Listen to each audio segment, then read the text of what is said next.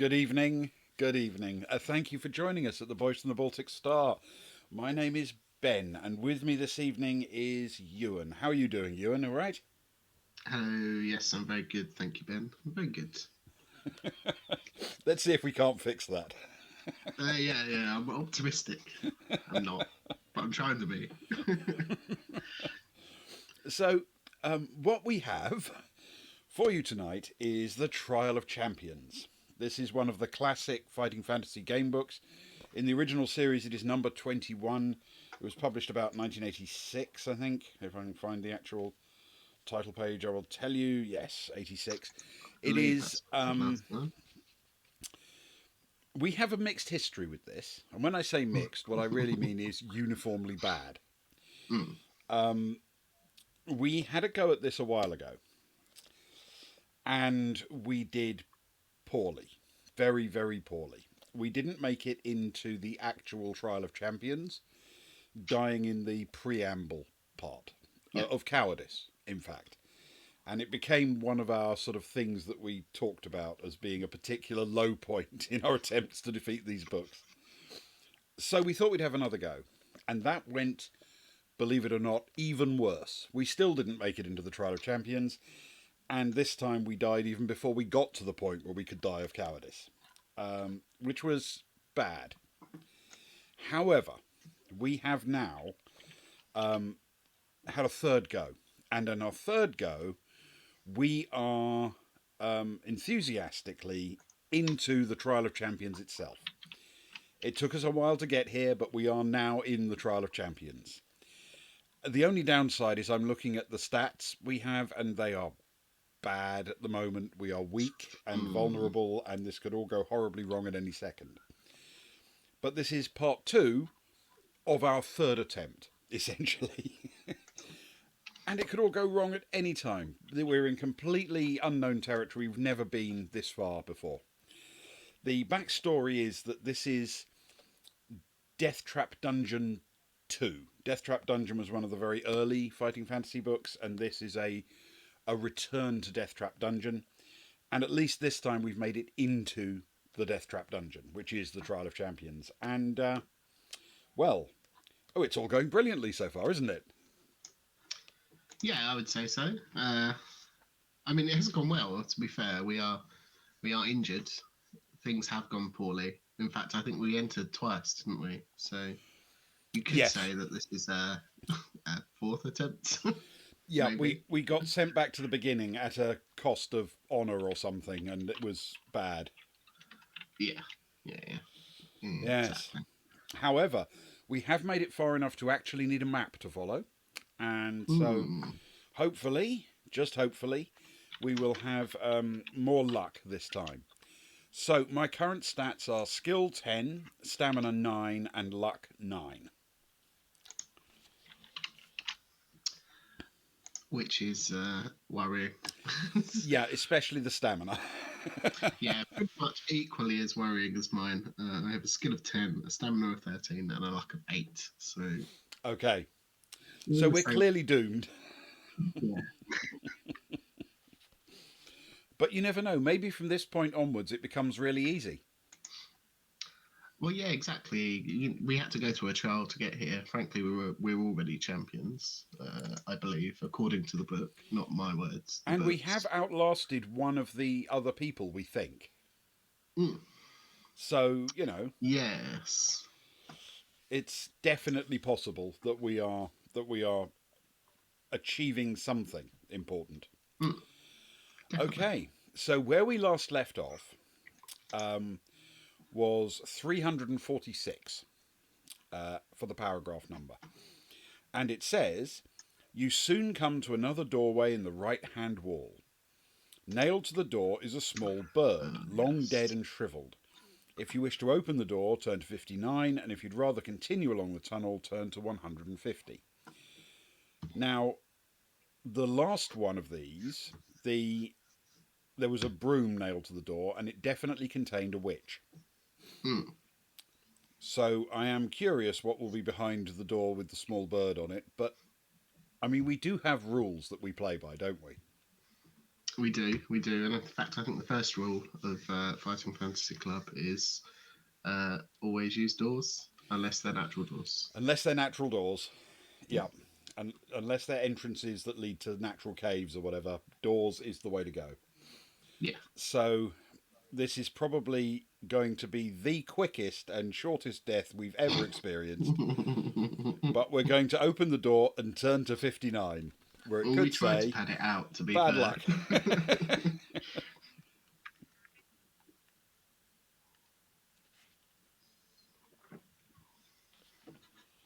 Okay. The door is locked. Oh. We can charge it open with our shoulders, or save the effort and walk on up the tunnel. I'm slightly nervous of the stamina.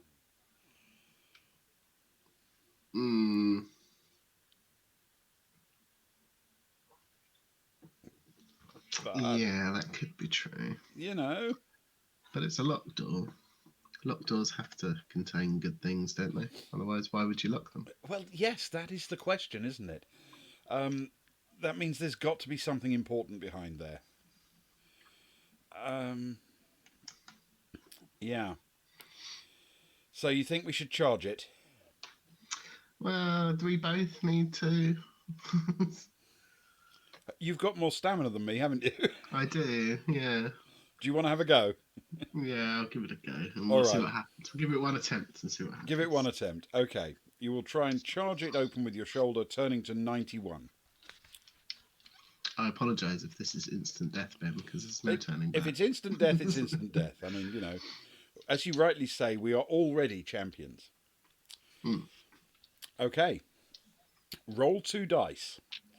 If the total is the same or less than your skill, turn to 332.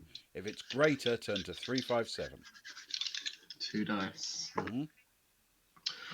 That's lucky. It's a 9, which is one less. So excellent. So it is 332 we turn to. Makes me wonder if there's like a pit the other side or something you could have fallen into. Oh no. That is what you get for charging at things, I think. It is, yeah. You stand back before throwing your full weight against the door. It bursts open, and you draw your sword and step into the darkness before you. Turn to 219. Okay.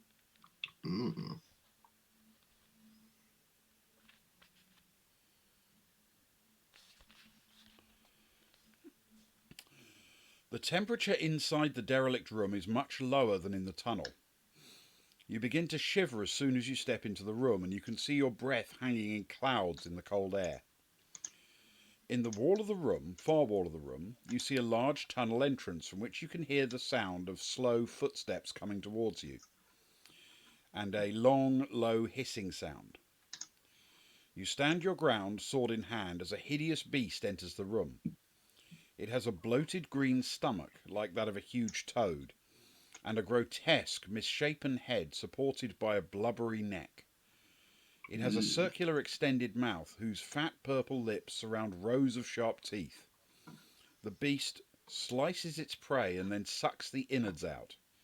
Fresh intestines are the delicacy of the cold claw, and it intends to eat yours as punishment for entering its lair. Okay, so it has skill 10, stamina 11. Okay, It's that's not too possibly bad. doable. However, you'll be excited to know this. As the vile beast lumbers towards you, the temperature appears to drop even further. Reduce your skill score by 1 for this combat only. Right. So it's actually outskilling us this time. Only by a bit, not though. Too bad, and we have it outnumbered. Yes, that is true. Okay, so away we go.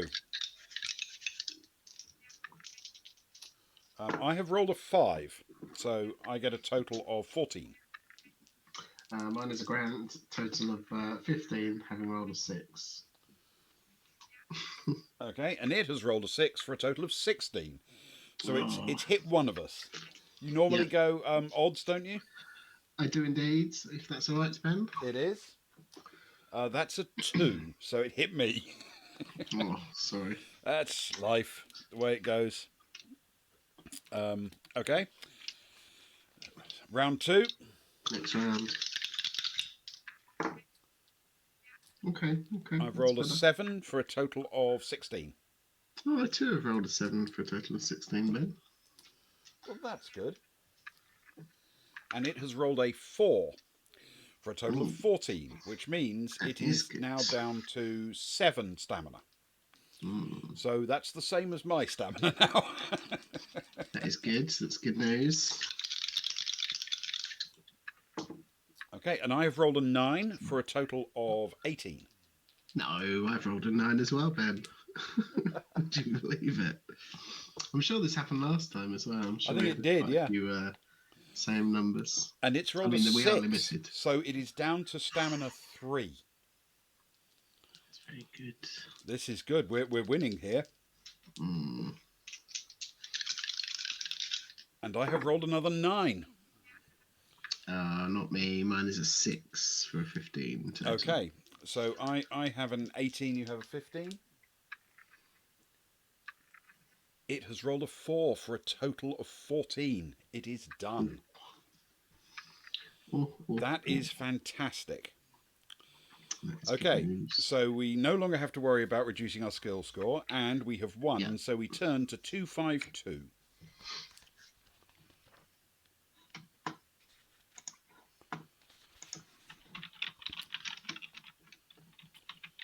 The room has long been abandoned to the Cold Claw, whose cave opens into it. The few pieces of furniture that are left are broken and scattered about the room, and a thick layer of grey dust covers everything. In a pile of rubble in a corner of the room you find an old clay pot with a wax-sealed top. So our choices are to break open the pot, walk into the cave, or leave the room and walk on up the tunnel.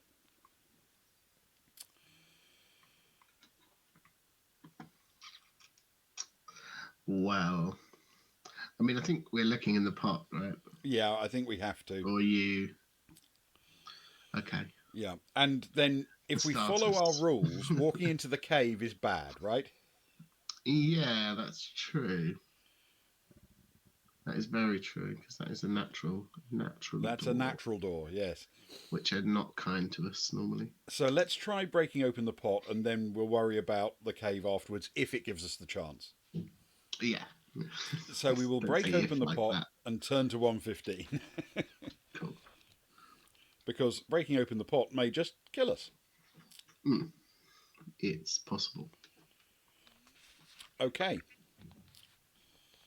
Something rattles inside the pot, but when you throw it on the floor, it doesn't break open, but merely cracks.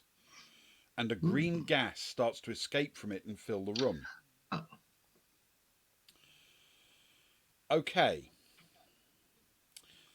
We can stay in the room and presumably enjoy the joys of the gas. I mean, it might be a good guess. There It are such might be a good things. gas. I mean, it's entirely possible, right? I mean, Mm. because Oxygen. in these utterly lethal dungeons, gases are Yeah. usually good, right? Well, no, I wouldn't go that far. But that doesn't mean all of them are bad. Um, It's probably the outsider though when we're talking about choices. I'll be honest. um, we can. The question is, do we commit to the pot and accept? Because obviously the gas could be a warning to get away, but it could equally be foolish adventurer. You flee the gas and you could have had a treasure or something. Yeah. It could be a further trial. And the other option is Whatever run lies into in the wait. cave and then come back, or.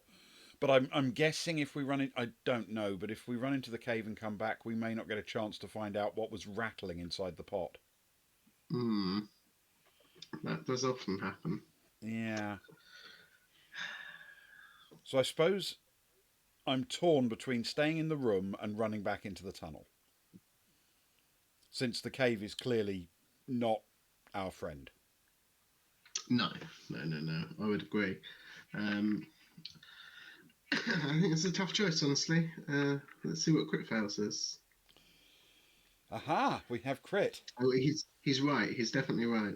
I'm not going to attempt to read it, but it's definitely right.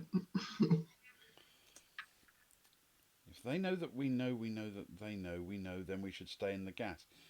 Mm, Stay in the gas precisely. then. Okay, let's see what happens. I mean, if it kills us, it kills us, right? We are already winners. We've made it this far. Yeah. Okay. So that's 173.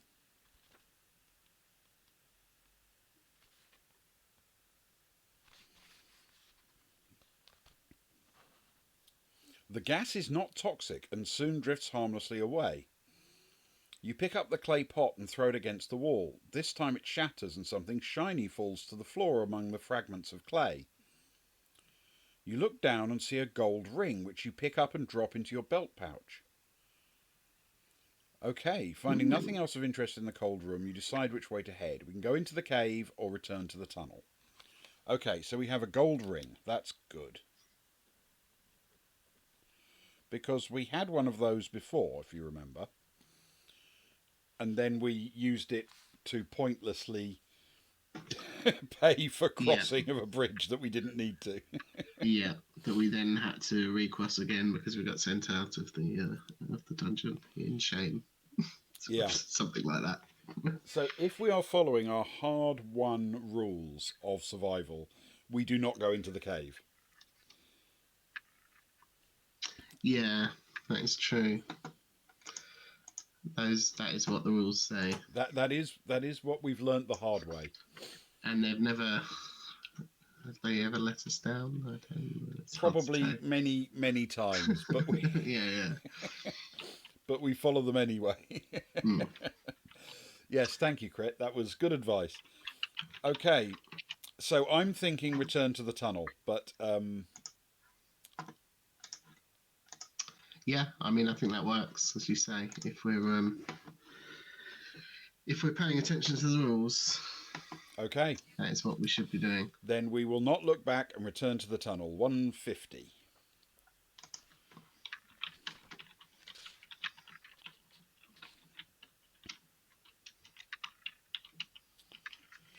Okay. The tunnel continues another 30 metres before turning sharply to the left. On rounding the corner, so that'll be the west, won't it? Yeah. On rounding the corner, you see that there's a new branch in the right-hand wall. You're surprised to see a small humanoid suddenly pop his head out from the new branch, but when he sees you, he quickly retracts it. You call out and give chase, but by the time you reach the corner, he is nowhere to be seen. You decide to walk quickly down the new branch of the tunnel in the hope of seeing him again. Okay. So it turns left and then it turns right, and it doesn't give us the chance to keep going on. So I'm guessing this is where we'd have linked up if we'd gone west, if that makes sense. Yeah, and it would have done. It has that feel about it, doesn't it?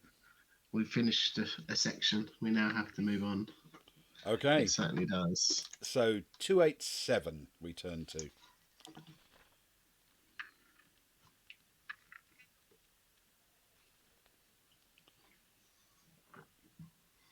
All right. You soon reach a door in the left-hand wall of the tunnel. You listen at the door but hear nothing. We can open the door or keep walking along the passageway. Sorry, did you say the left-hand wall? Yep, left-hand wall. I mean, it's a door. It's a door. And a door is a door. I feel it's completely out of our hands at this point. We have to open the door. Yes, I think you're right, Ben. I think you are right. Okay, we will open the door and turn to 156. Or try to, at least. Yeah, it might be locked again, of course.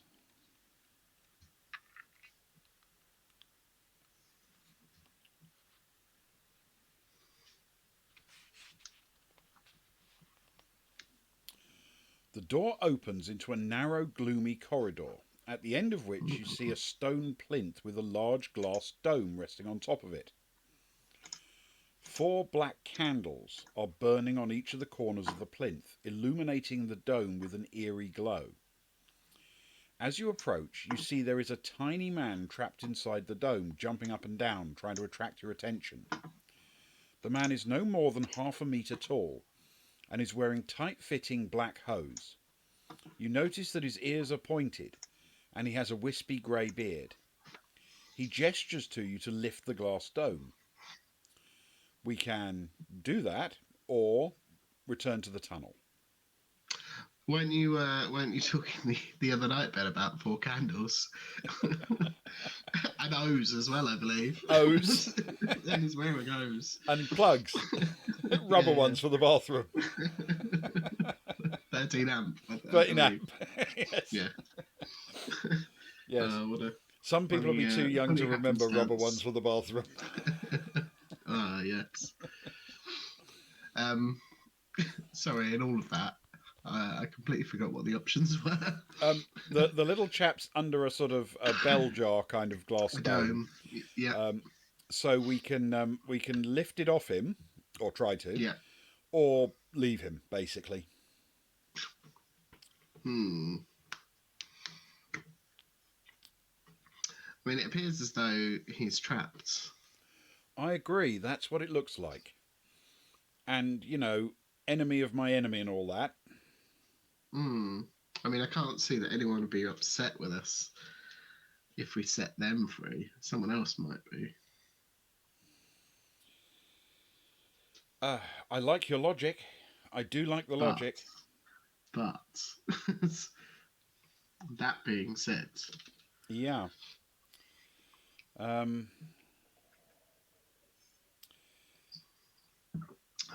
So if this was Luke and I role-playing, we'd have at least 40-minute long conversation about why they were there. Yes, that's quite right.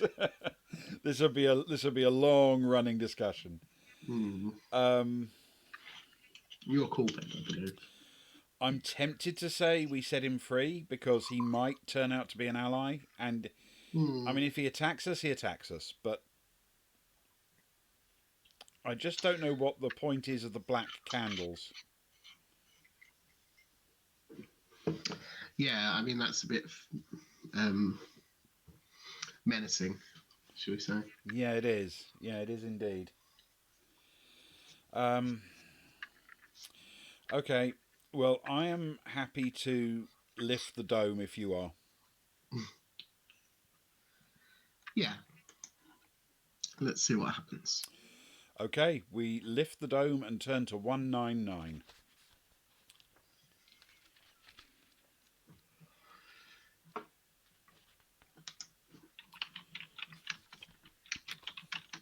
As soon as you lift the dome, the candles are extinguished and the corridor is plunged into darkness. You hear laughter echoing down the corridor before your head starts to spin and you lose consciousness. You've been tricked by a black imp who has now run off with all the contents of the pouch on your belt. Oh no. Make the necessary deductions on your adventure sheet and also lose a luck point. Okay, so we lose a phial of red dust. Yeah. And a gold ring. My mistake. Excuse me. And a luck point. That easy is come, not easy ideal. go. It'll be right then. Maybe they were cursed items and we didn't know it. Possibly, yeah. Maybe that's true. It is possible. Okay. And we return to the tunnel and carry on. Turn to 222. Oh.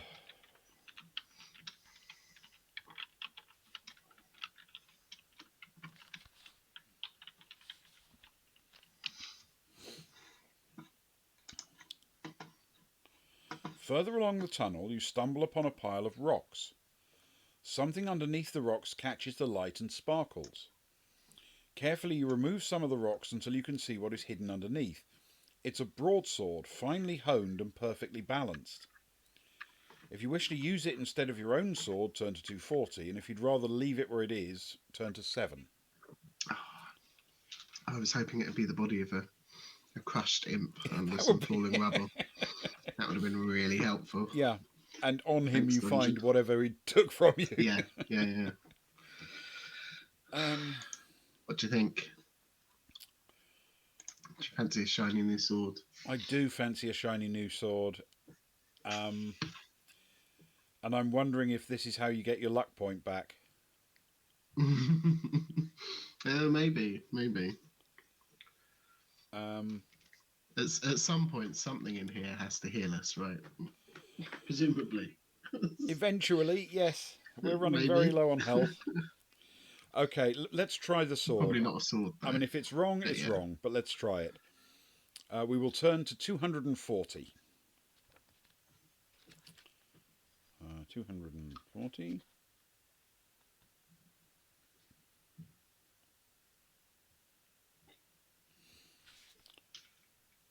Okay. The broadsword is an excellent weapon made by a famous armourer. It is also magical. Cutting the mighty blade through the air, you continue your quest. Okay, so we have magic broadsword. That's good. That is good. Good.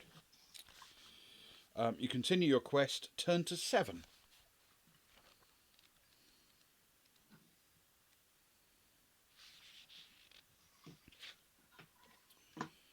You soon arrive at another door in the tunnel wall. The handle turns, but wooden boards have been nailed across the doorframe. We can lever the boards off with our sword or press on along the tunnel. Huh. A new shiny magical sword, Our you say? new shiny magical sword. Because I feel this is... What was it Admiral Akbar said? It's a trap! Yes, yeah, I think that's the one. Our ships can't deal with firepower of this magnitude. Right, okay.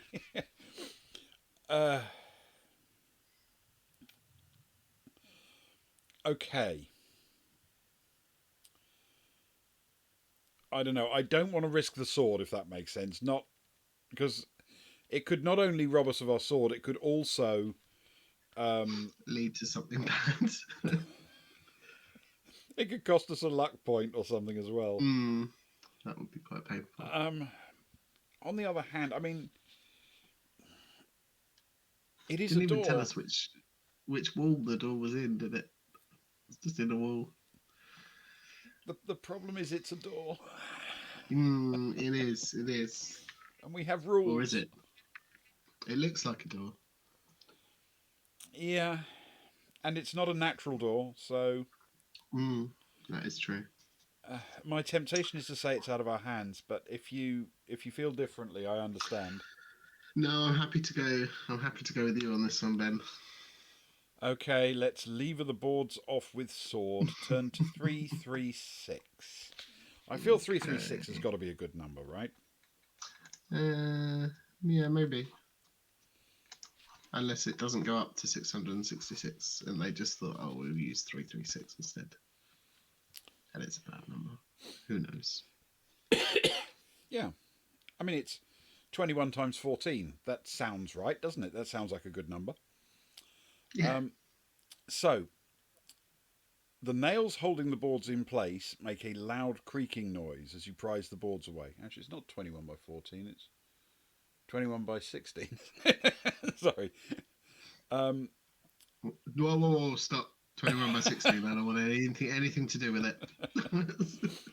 The nails holding the boards in place make a loud creaking noise as you prise the boards away. Test your luck. If you're lucky, turn to 122. If you're unlucky, turn to 76. Okay. Well, it was my call, so I guess I'll check luck. That makes sense. Okay. Well, good news is I rolled a 6, so I am lucky on this occasion. Bad news is that cost me a luck point. However, I am lucky. Turn to 122. 122. 122 is good. 122.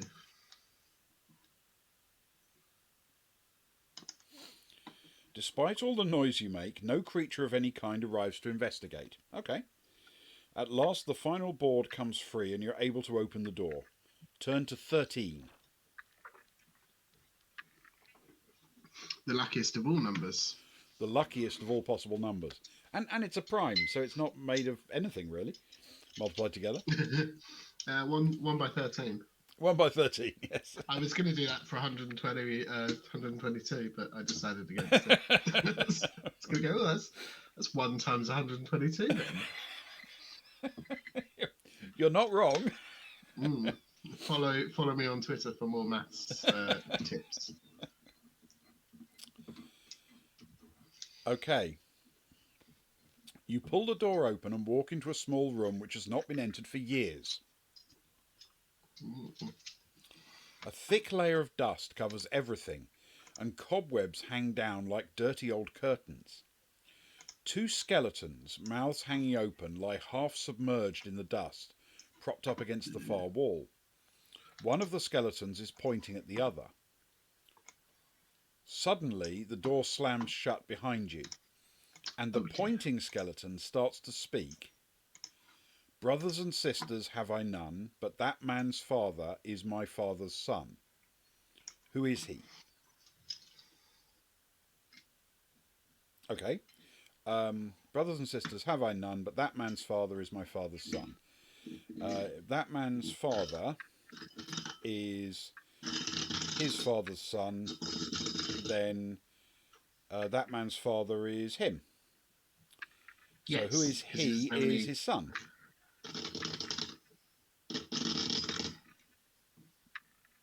That's right, isn't it? Yeah, because he doesn't have any brothers or sisters. Yeah, so my father's son is only me if I have no brothers and sisters. And that man's father is therefore me, which means he is my son. So, yeah, he's his son. Turn to 371. The other options being run for the door, which is a viable possibility. And that is, Or he's his grandfather or his father. Yeah. None of which are correct. Yeah. I mean, maybe running for the door is actually the right thing to do, but since we know the answer... Yeah. I'm tempted to try to solve the riddle. Yeah. Well, at least get kudos for it. You've already solved it then. And it could be some luck, you never know. Yeah. So 371. A little bit of healing. Wouldn't go amiss.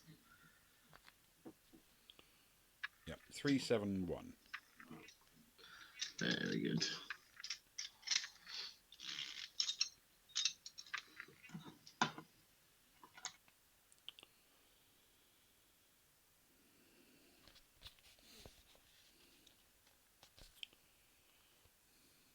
Okay. You are a wise challenger, the voice from the skeleton states without emotion. Your reward for passing this part of the test is in the drawer of the table. I'm not wild about this part of the test. I thought that was the test. Anyway, your reward for passing this part of the test is in the drawer of the table. The skeleton's mouth remains open, but no more sound issues from it. You look around the dark room and soon find a small table with a drawer. Carefully you slide the drawer open and find a small iron key inside. You drop it into the pouch on your belt, leave the room and continue along the tunnel. Okay, small iron key. That's good. Excellent, small iron key. And we turn to 45. This is going extremely well so far. Yes, indeed.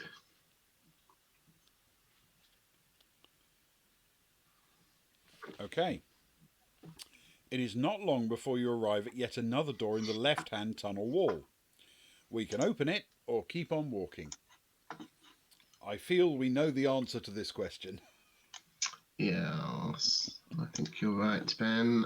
Okay, we're going to open the door and turn to 235. Make it happen. Because obviously one of these could just be instant death, clearly. Eventually.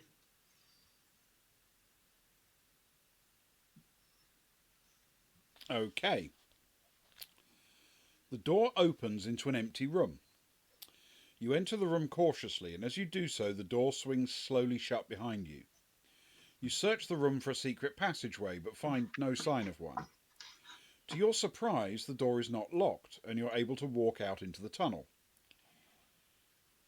Aha. However, you do not know that you entered a room of teleportation and are in a different tunnel from the one you were walking along previously. Oh, wonderful. I love it when this happens. Unaware of your teleportation, you walk on down the tunnel. Turn to 378. Okay.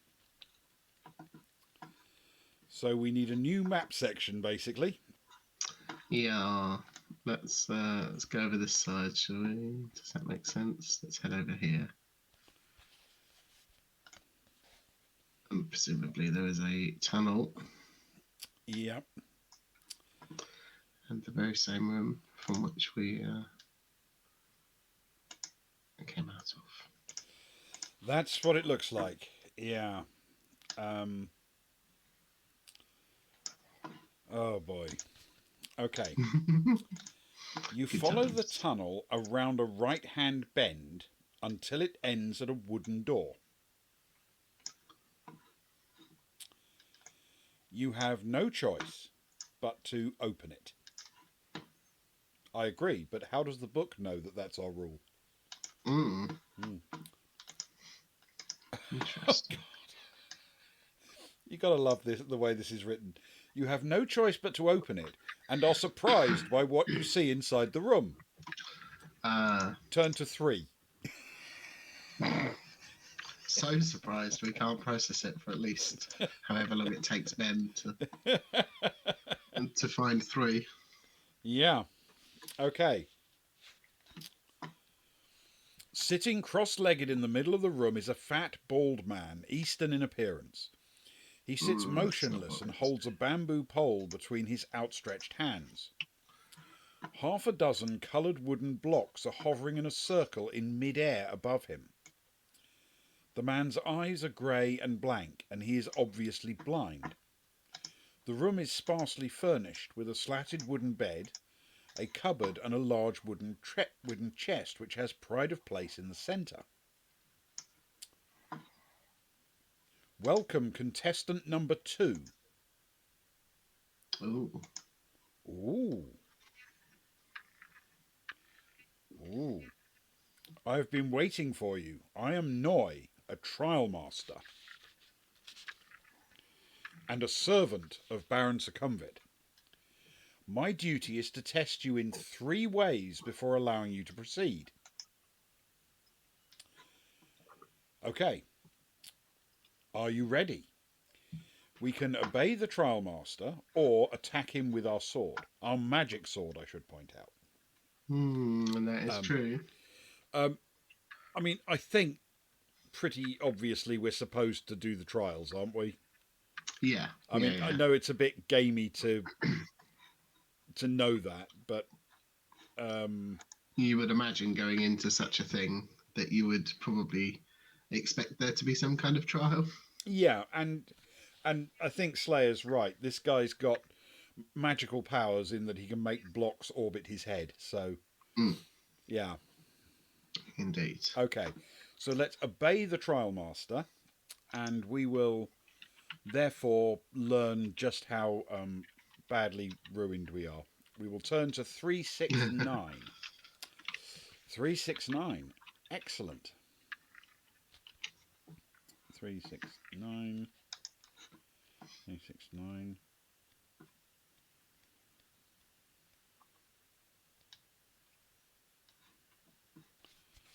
Okay.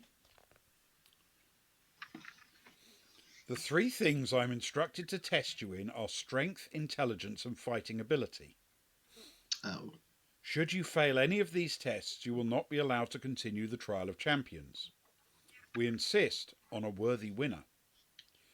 The first test will be a tug of war against a caveman. Okie dokie. A door behind the trial master opens and a huge man with long hair, dressed in ragged furs, strides into the room. The trial master taps the floor in front of him with his pole, and the floor drops away to reveal a dark pit.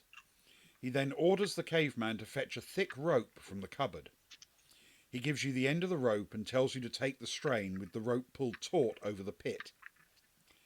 He counts to 3 and then shouts, "Heave!" The caveman's strength is incredible, and you grit your teeth and pull as hard as you can. Okay, the caveman has skill 7. Resolve the tug of war as you would in normal combat, but not reduce stamina as no wounds are inflicted. Make a note of who wins each attack round. If you are first to win 4, turn to 352. If the caveman is first to win 4, turn to 99. Okay. Yeah. So we can't realistically double team him here, can we? No, that feels a bit. Since there's no off. stamina thing. So how about you roll for you and I'll roll for the caveman? Okay, cool. If you wish. Okay. Right. And plus skill, did you say? yeah, it's plus skill like normal combat. Cool. Okay. Oh god, I just dropped the die. I dropped it, but he rolled a 6, so that's a total of 13. That's good. We got a 19, Ben. Oh, fantastic. Okay, that's 1. Then he rolled an 11 for a total of 18. Ooh. Apologies, we got the same again. I think it's the other way around though with the numbers. A 19? Brilliant, that's 2. He rolled a 3 for a total of 10. Oh. As is an 8 for an 18. I'm doing what Luke did last night. So that's 3, and then he rolled another 3. Total of 10. Oh, that's a 5 for 15. Okay. Not only did you win 4 attack rounds, you won the first 4 attack rounds. So, turn to 352.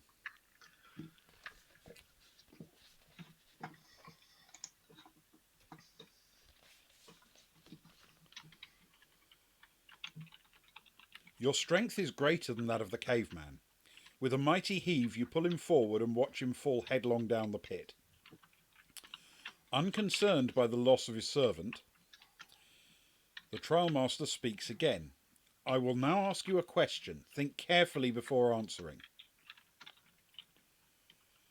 He points at the wooden chest in the middle of the room and says, "Inside this chest there are 6 more chests, and each of those contains 3 smaller chests.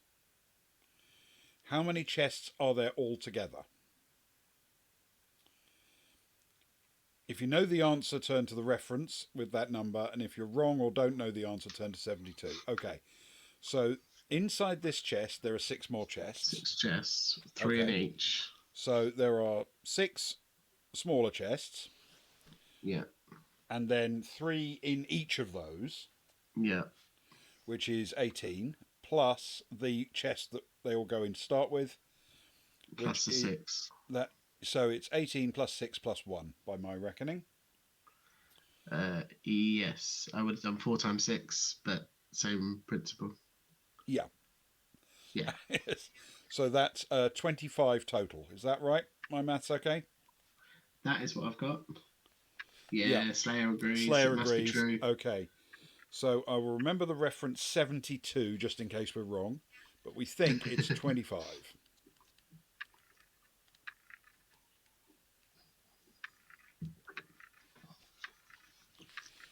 Okay. The trial master remains silent for a moment and then says slowly, "You have passed the second test. Now comes the final part, combat with me. We will fight with bamboo poles, not to the death, but as a simulation of a sword fight. Any strike to the head or chest will be considered a death blow. For your information, my blindness is no handicap, as my ears will tell me where you are. Now fetch your pole from the cupboard, for I am ready. As you take the pole, the trial master stands up and the wooden blocks fall to the ground. Treading silently on bare feet, he moves towards you, his head turned to one side to aid his hearing. Okay. I was hoping this was just going to be a straight combat. Unfortunately, what it says is, would you like to lunge at him with your pole and catch him off balance with a quick strike, or steady yourself to counter a blow? I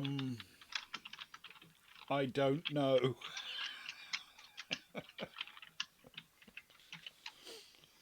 I don't know.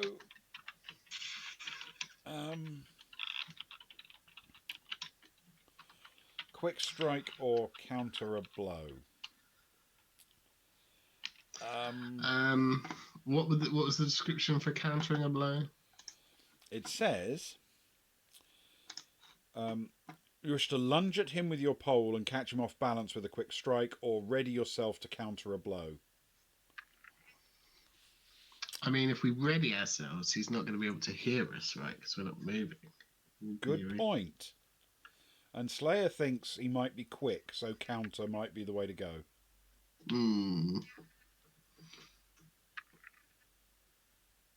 I would attempt to agree. Unless Okay. you've got any. Yeah, I'm happy with that. I mean, I wish I knew what was on the right paragraph, but who knows? So we will try 204. We will ready ourselves to counter a blow. 204.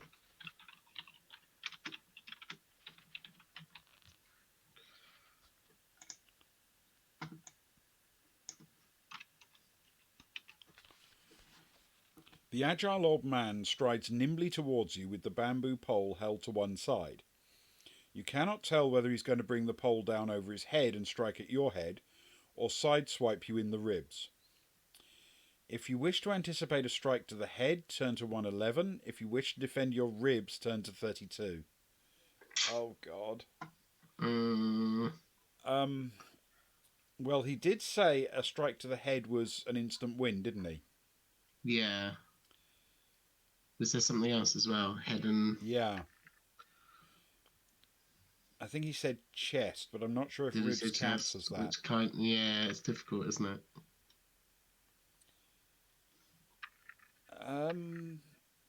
Should we go head? Head was definitely... Let's try to protect the head because that's definitely an instant fake death blow, yes. We'll try it. So let's anticipate a strike to the head and turn to 111. 111. Okie dokie, 111. That can only be a good number, right? Definitely. The trial master suddenly sweeps the pole round in a side arc, and you're forced to change your defensive stance very quickly. Roll 2 dice. If the total is the same as or less than your skill score, turn to 51, and if it's greater than your skill score, turn to 169. Is it my turn or yours? I can't remember.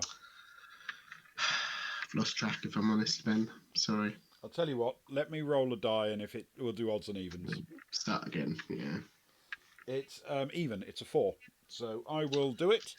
That's on you. Not in a bad way. That is an 8, a 5 and a 3.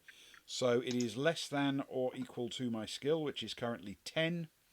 So turn to 51. Oh, this is good news.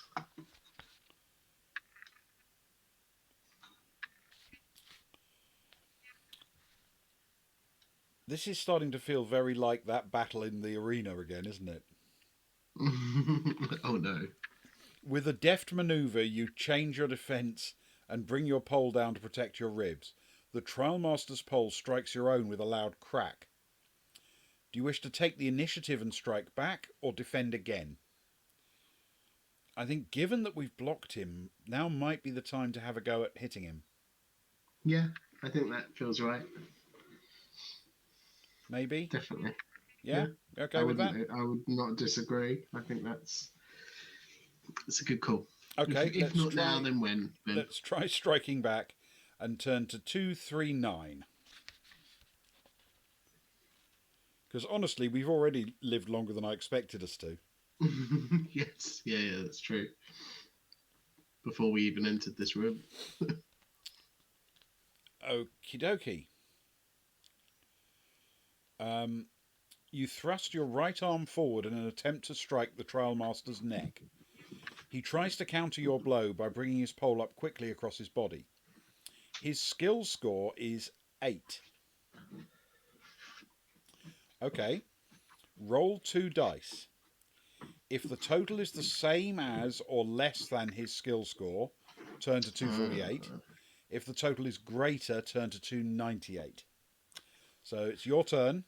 Roll 2 dice, and 2 dice. I'm guessing we have to do better than an 8. Yeah, it's hard to say, isn't it? But I would imagine so. That's a 6, Ben. Okay. The total is the same as or less than his skill score, so we turn to 248.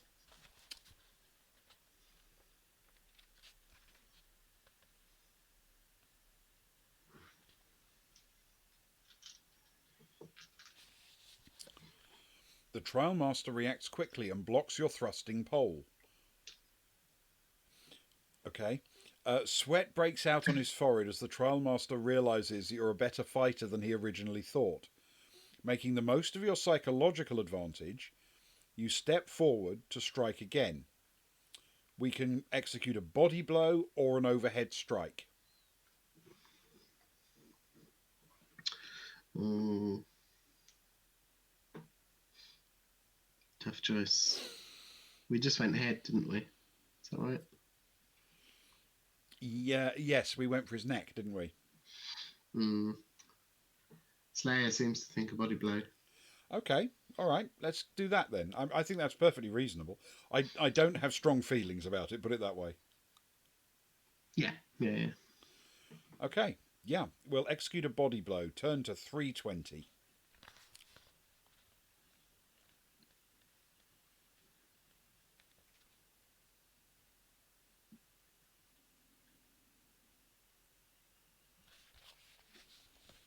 Okay, the trial master anticipates your blow and blocks your pole with a sideways check.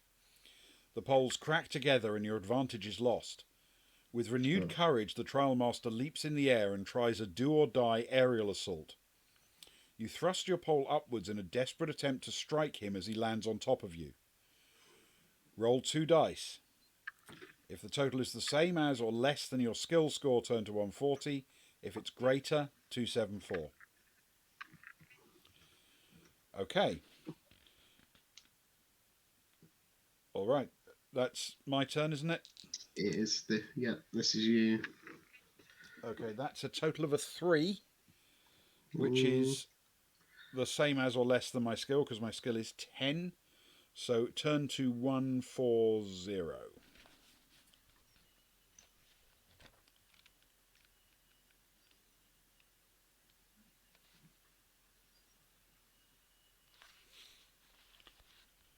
Okay. The leaping trial master tries to deflect your blow with his feet, but you sidestep and strike him in the ribs as he lands. You let out a victory cry, delighted with your triumph against the odds in ritual combat. Turn to 362. That is excellent. Ooh, that is good news. Now we're about to find out that he was lying to us and he's not going to let us go. The trial master stands back, panting heavily. Once he's caught his breath, again he says, "You've passed the 3rd test. You may now continue your walk through the dungeon. Leave this room through the door behind me." The old man offers you no words of advice or encouragement, so you leave his room. You open the door and pass through the squalid sleeping area of the caveman into another long, gloomy tunnel. You soon come to a stone fountain in the shape of a leaping fish. We can drink at the fountain or continue walking. I'm I'm going to say, Ben, for the sake of map progression, that the door behind that we, pivoted around a little bit during the combat, and the door behind him was in fact facing up. Sure. I don't think that's going to change anything. I don't think that's going to drastically, is it? materially make a big difference, no. We don't even know where we are anyway, really. And, we'll Thanks be to the dead in 3 minutes. teleportation So... Well, yes, maybe. Long corridor, fountain. Is that right? Yes, that's what it says. A fountain with a image with a leaping fish. So, I'm tempted to say we should drink from here because it hasn't given us any opportunity to recover stamina, has it? No, not yet. And we do very so need a stamina. Yeah, I'm down 8 stamina. As am I. You happy to drink? Yeah. Okay, we will turn to 95.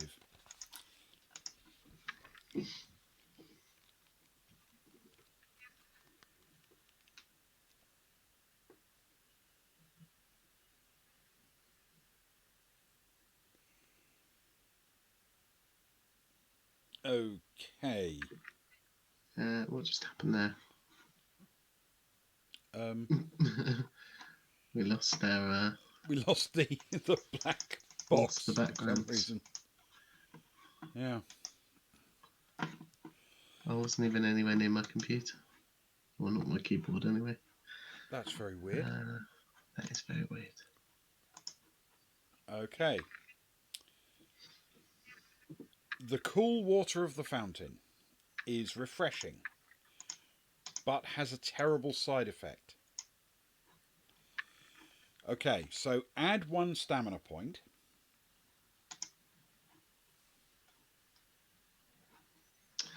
Yeah. Not what I was hoping for, but okay.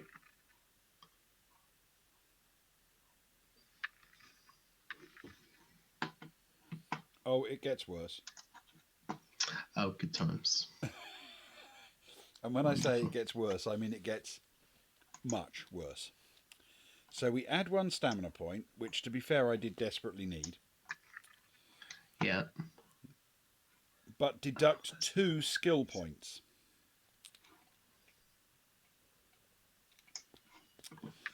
Oh, no.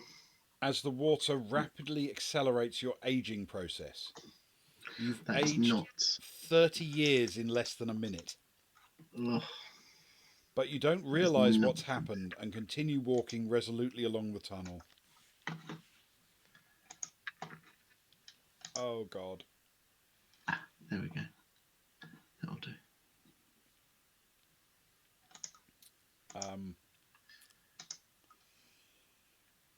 Brilliant. It's all back.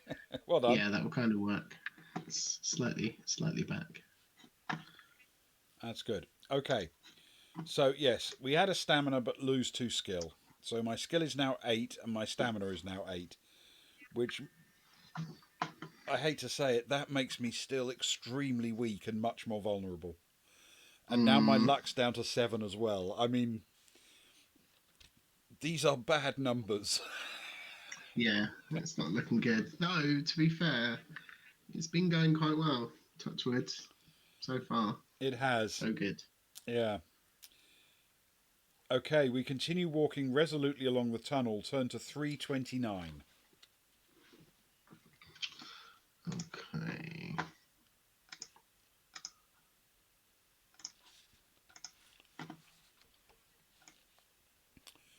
Soon you hear the sound of hooves clattering along the stone floor. The sound echoes down the tunnel. Then you see a shape emerging from the gloom. Seated astride a white skeleton horse is an armoured skeleton with a crown on its skull. Well. Seeing you, the skeleton king kicks its undead horse into a gallop and holds its sword aloft. You must fight the mounted undead. Okay, so it has skill 9, stamina 7. Okay. Which is bad because it's got more skill than me. but it's got And relatively low stamina. yeah. However, there's bad news. Oh. Edged weapons like swords and daggers do little harm to skeletons. Unless you have a hammer with which to fight the Skeleton King, you will only cause it to lose 1 stamina point during a successful attack round. Oh. So it has 14. So it effectively has 14. So it's 9 and 14. And I'm 8 and 8. Yeah. Okay. Right. This could be where it goes badly, badly wrong. It could be, Ben, but we've done well. We've come a long way. We've done okay so far. You never know. Let's play it out to its conclusion at least. Right. Inevitable. I'm going to attack. And I've rolled a 9 for a total of 17. Oh, that's good, Ben. I've rolled a 3 for a total of 11. Okay. And it's rolled a 4 for a total of 13. Okay. So it has lost 1 of its 7 down to 6. And that's a 3, so it went for me. So neither of us have lost anything. Good stuff. So one down, that's good. Okay, I've rolled a 7 for a total of 15. Mine is an 8 for a 16 this time. Okay, and it's rolled a 4 for a total of 13. So it's down to 4 stamina.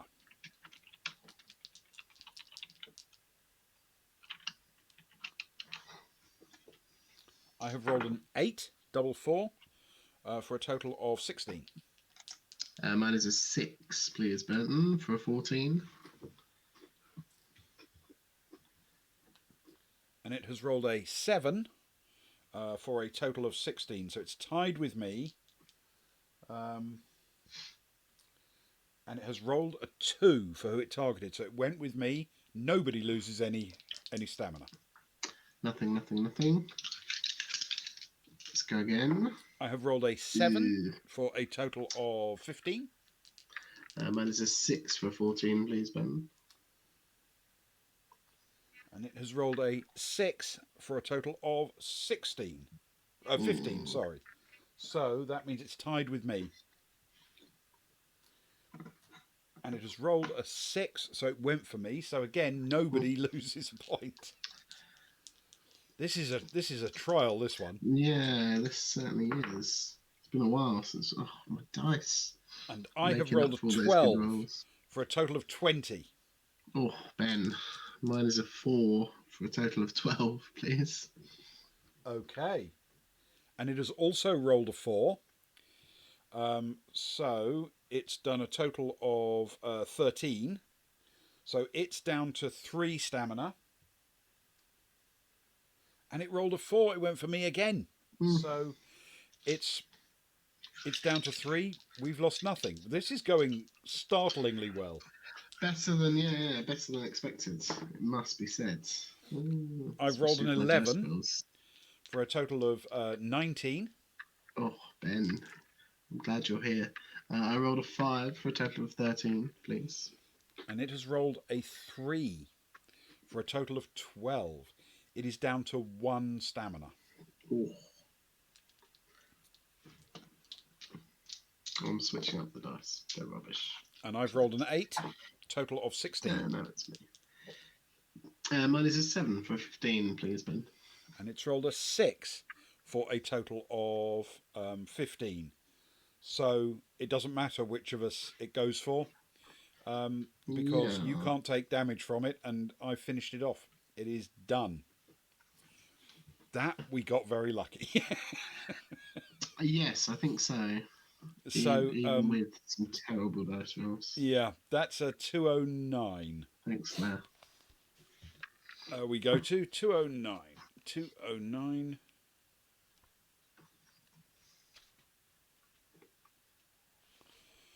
Okay.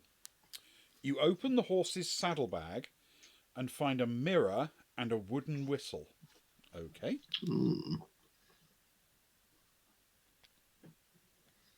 wooden whistle.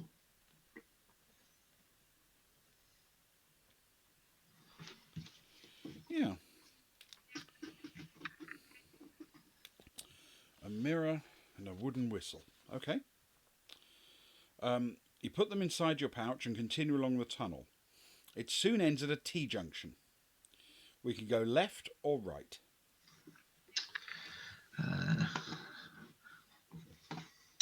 That old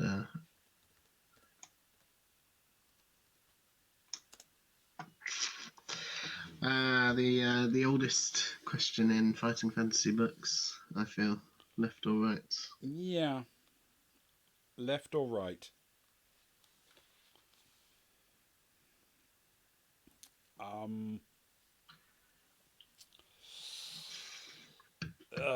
What to do? What to do?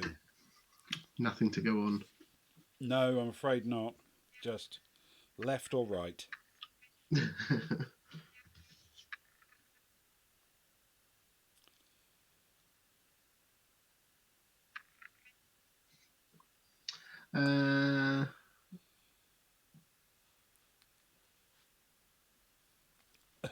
Sparrow says, I thought we agreed on left. It is the rule in Disney parks, I'm told. Always go left. Oh, really? That's what they tell me. Yeah. Apparently, Disney parks often have multiple queues, and you always pick the left one. Because Americans, because they drive on the right, or because they're right-handed, they automatically pick the right one preferentially. She's right. So allegedly, the left one is always faster. I mean, I can see how that could be a possibility. I wouldn't necessarily say that it's limited to Americans, but being in America, it probably plays a larger part than a lot of other people. Well, in that case, should we go left? Is that the plan? I mean, we don't. Truthfully, we have no reason to believe either of them is the right way, so we might as well go left. And there's more room on the map that way. Yes, that is very true. That is very true. Okay, let's go left and then. turn to 129. Go left, young man, go left. Thinking. Excellent. 129.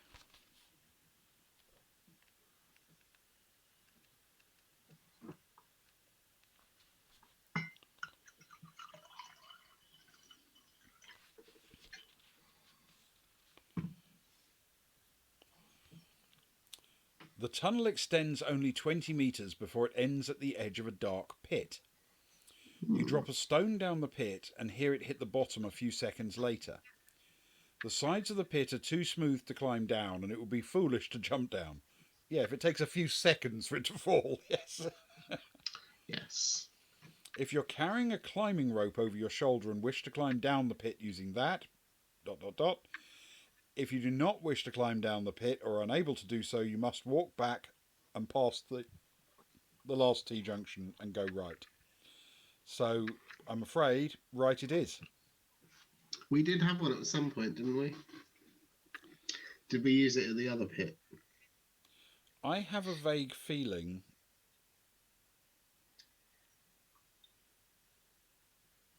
I might just be thinking it. I mean, it's possible. I don't actually have it written on my notes. Oh, okay, maybe not. Maybe that was a different game. Very likely, very likely. Okay, either way, right it is. It makes no difference at this point. Yeah. So we will. I suppose we will go back along the tunnel and past the junction. Turn to 351. Okie dokie.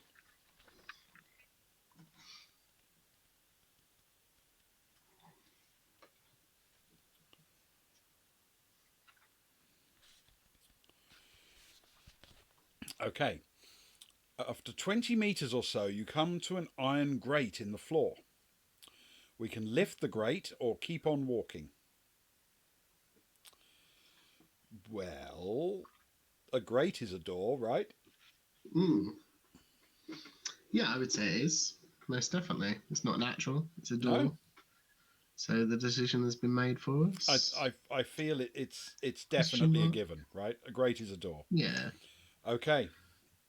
We will have to lift the grate. It's out of our hands, essentially. These are the rules we play by. So if you wish to lift the grate, turn to 74, because clearly when people put a grate down, they expect you to lift it. Lift it, yeah.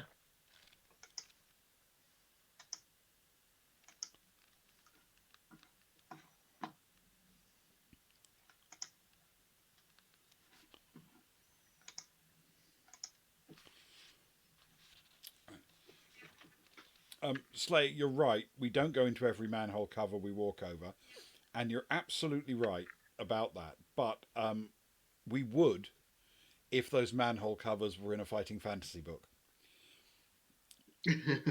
That is very true.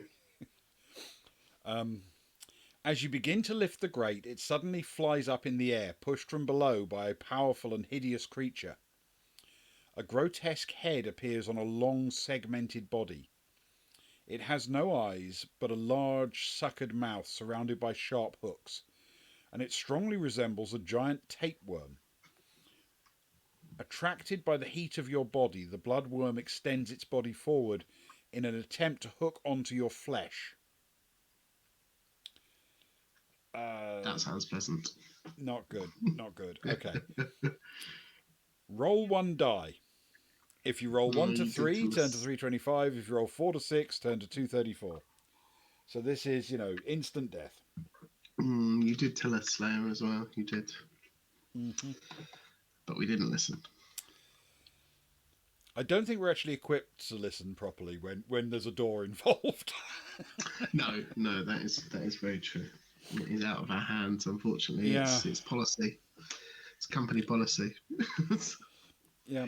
We have no idea what we're doing here. We just have to roll a 1 to a 3 or a 4 to a 6. Sorry. Yeah. Are you going to roll for us? I forget whose turn it is. So do I now.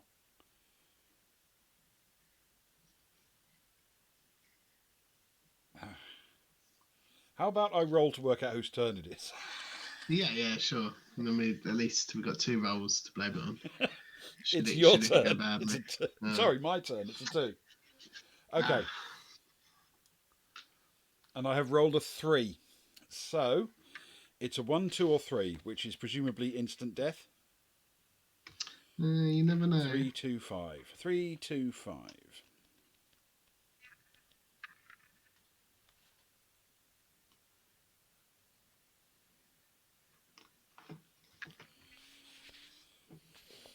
Okay.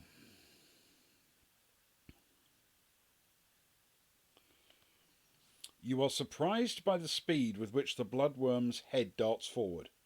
It manages to sink its mouth hooks into your thigh to suck your blood. Lose 2 stamina points. Okay. Okay. Then we fight the bloodworm. Oh.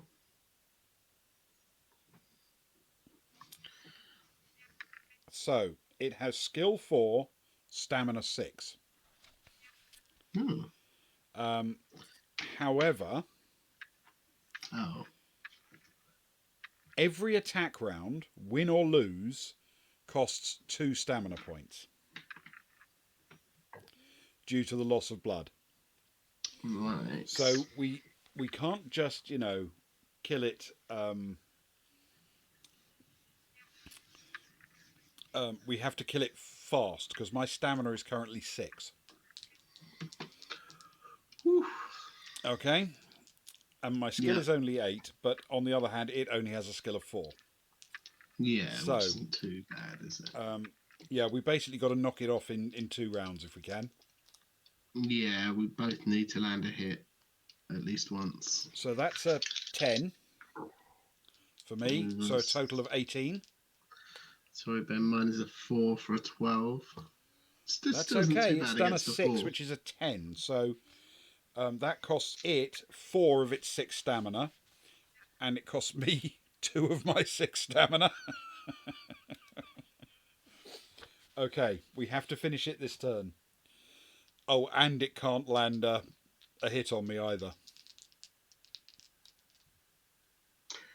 There's been a question about boons, Ben. Do boons work only in Traveller? I don't think we can realistically do boons in this, can we? I don't know. I'm not sure whether we have before. I don't think we have. I don't think it's come up before. I think we wouldn't have left them on, the points on, would we? Unless it's by accident. Bound not to have done. No, we No. we definitely. Pure accident. So I think probably not. But we'll be fine. We'll be fine. It's all good. What happened, Ben? I rolled we a killed it 4 almost. for a total of 12. It's still pretty good.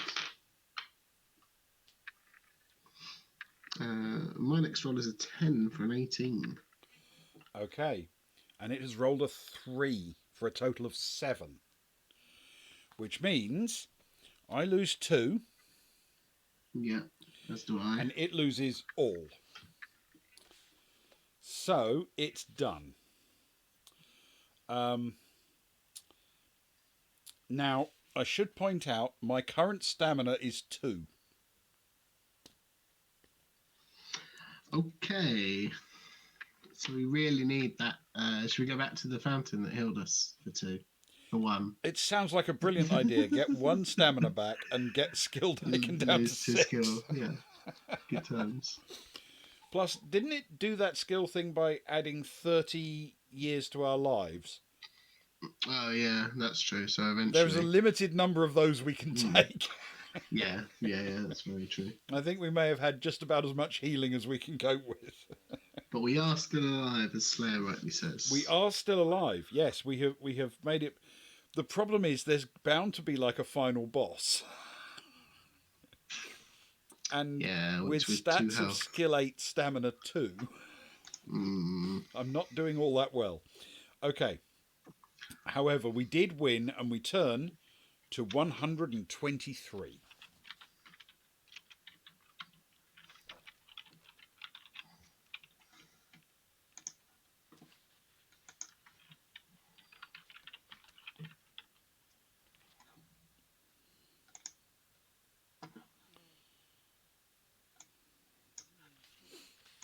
Okay. You look into the bloodworm's foul lair beneath the grate, but see nothing. The floor is covered with fetid sludge, and the smell makes you feel nauseous. If you wish to climb down into the lair, turn to 243. If you'd rather continue along the tunnel, 174. What do you think? I get the impression there might be more of these things down there, but I'm not. Or it could be something really good because we survived and we've earned a reward.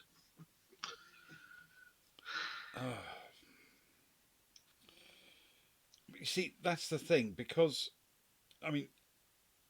Layer is a bad word. Layer is a bad word, but the other thing, I suppose, is Sparrow could be right, that after you defeat something like that, maybe there is some loot. And we could definitely deal with some health. Some healing would be good. Health loot would be beneficial right about now. And maybe we've killed it. But, you know, maybe there are 7 more down there.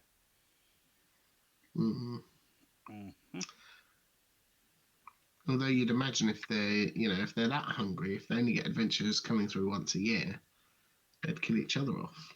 That's a good point, actually. Yeah, maybe this is the survivor. Well, up until very recently. That is their champion. Yeah.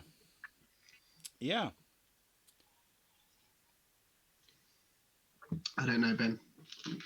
I honestly am caught in 2 minds over this one. It's very tough. I've said that a lot. But it feels like... I'm thinking, having beaten the bloodworm, it's worth the risk. But the thing that's making me nervous is it could be, you know, there's a wonderful bit of treasure down there and you collect a gold crown or something. However, the fetid smell that makes you feel sick, in exchange for that, it costs you 2 stamina points. Well, yeah, that's the thing. Or 1 combat round against another bloodworm will do it for you. Oh, God. But at some point, we need to take a risk on getting some kind of healing back. Yeah, if it be a fountain we're that we don't know whether it's healing. poison or not. And, maybe there is some healing down there, because you never know what the last adventurer had that the bloodworm went after, do you? That's true. That's true. It's your call. You're the one on 2 health. Okay, I'm going to say we go Stand down, and if I'm wrong, I'm wrong. But Okay. let's go down and see what happens. We will climb down into the lair, turn to 243, and this could easily be instant death, or it could be healing and joy. Hmm. Okay, you drop knee deep into the thick brown sludge. The dark brown body of the bloodworm is about 8 metres long and is coiled round inside its stinking lair. You poke around in the sludge with your sword and come into contact with something solid. You reach down and pick up a corked bottle. You wipe off the sludge and No. see that it's made of dark green glass. There's a piece of paper inside the bottle which reads, "There is a door behind the pile of stones." It makes no sense to you, but you make a mental note of it. Finding nothing else of use, you climb out of the lair and carry on walking along the tunnel. Okay. The door behind the pile of stones. Door. Presumably it's signed off with love, sting, kiss, kiss. Something along those lines. Oh, absolutely. Bound to be. Door behind pile of stones. Okay. Door behind pile of stones. So when it said bottle, I was thinking this is definitely a healing potion. And Yeah. Me too. yeah. Okay. Right. Socks left the note. Quite possibly. Thanks, Socks. Okay, finding nothing else of use, you climb out of the lair and carry on walking along the tunnel. Turn to 174. Okay. 174.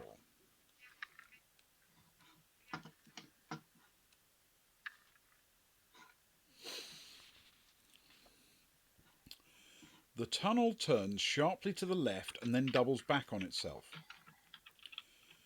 You walk along it for 50 metres before coming to a wooden door. The lower jawbone of a dog is mounted crudely above the door. Do we open the door or walk on? Wait, doubling back on itself. Yeah, so it does a sort of U-turn. Left and Right, then left yeah. again. Sorry, I've clicked the wrong way. Cool, and then a door. Yep. Well, I mean, there's nothing else we can do at this point, is there?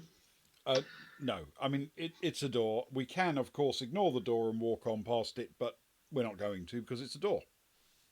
Yeah. And no doubt it contains a pack of werewolves because the dog jawbone, and we're going to be dead in seconds. We do have a wooden whistle, though. Very good point. We do have a wooden whistle. Which could be super useful. When dealing with dogs, it could be, yes. Exactly. And a message from Socks, which is always useful. Yeah, and a note from Socks. Okay, well, we're going to open the door and see what it means. We'll turn to 26.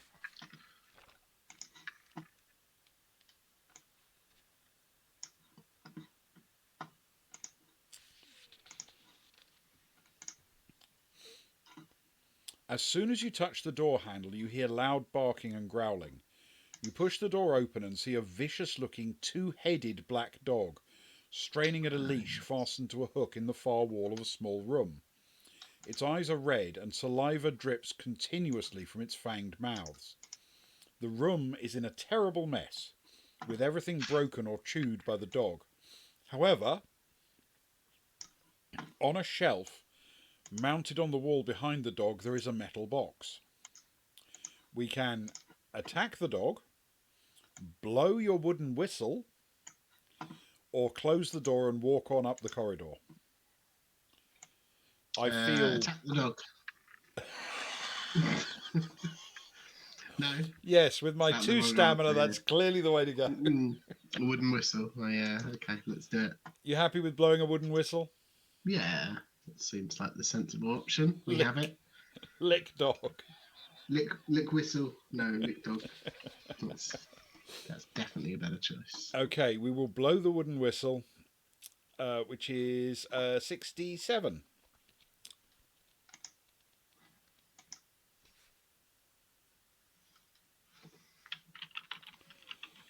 The high-pitched note emitted by the whistle has a tranquilizing effect on the dog. It stops growling and slowly its eyes start to close. It flops down to the floor and is soon fast asleep. Turn to 217.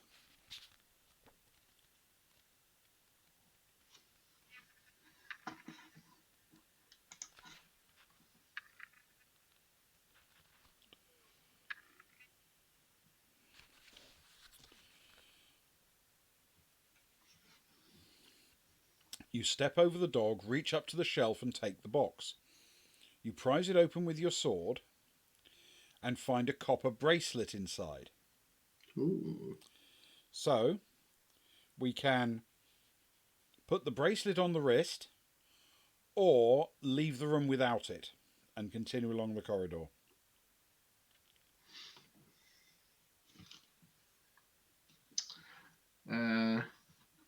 Well,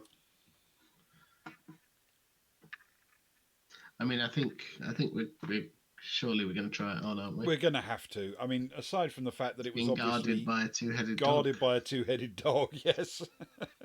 Sorry, I was just jumping there before you. But yeah, I think so. No, it's got to be the way to go, right? Yeah. And it's going to say, oh, it restores all of your strength, but at the cost of 2 stamina. Oh. Okay. A bracelet is a door. Kind of. All right, let's put the bracelet on the wrist and see what happens. We'll turn to 317.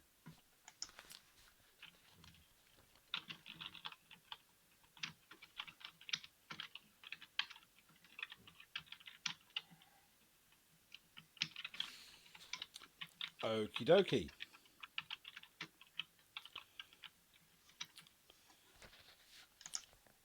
As soon as you place the bracelet on your wrist, your arm feels weak and starts to shake. The Oh. bracelet is cursed, but you're unable to remove it. Lose 2 skill points and 1 luck point. Jeez.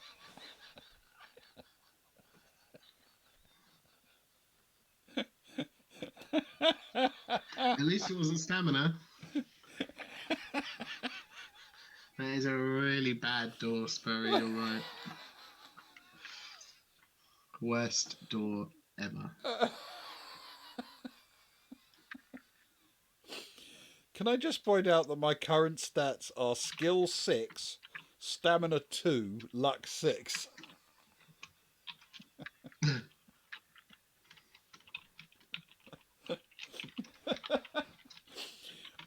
I think this is the worst set of stats I think I've ever had. And I've been dead Yeah. many times with stats better than this. Yes, that is very true. Like instantly dead many times with stats way better than what I currently have. Yes. Wow. Oh, God. Okay. There's nothing you can do except leave the room and carry on as best you can. Turn to 379.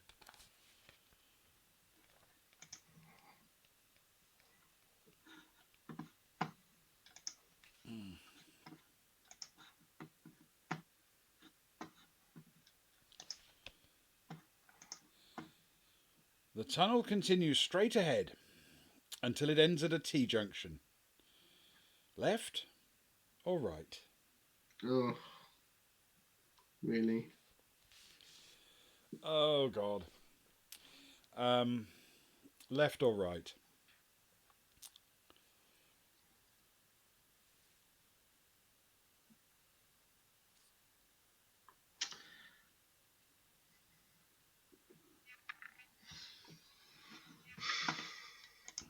What do you fancy, Ewan?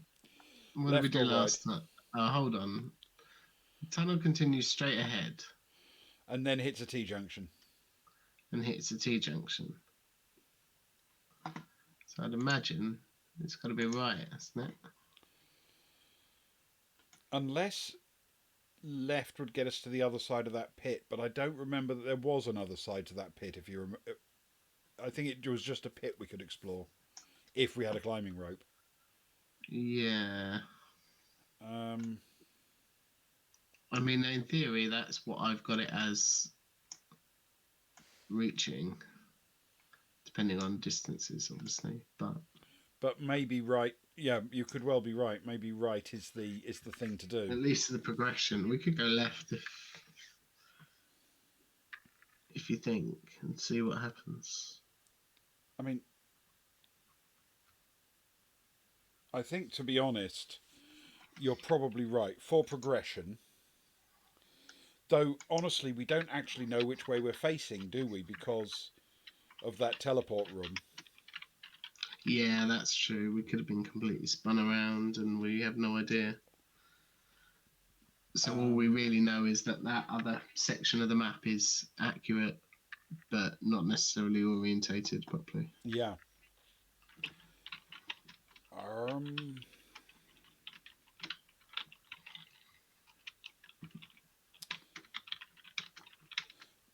I'm tempted to agree with you that in order to progress, right is probably better because that moves us further from where we arrived at when we teleported into this bit.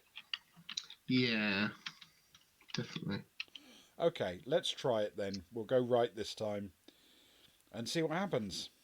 We'll turn to 251 and it'll be a dead fall or a pit or an instant death or a something. You've been travelling for so long, you lose 2 stamina.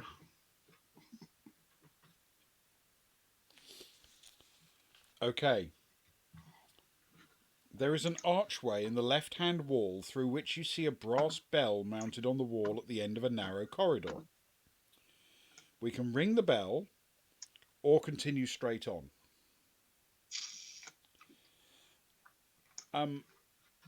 Is it possible that's a dinner bell? Quite possibly. The dog is under our control. There is that, but there may be other But things also, that eat dinner. sorry. Yeah, that is true. And also, is an archway a door? If it doesn't have a door in it.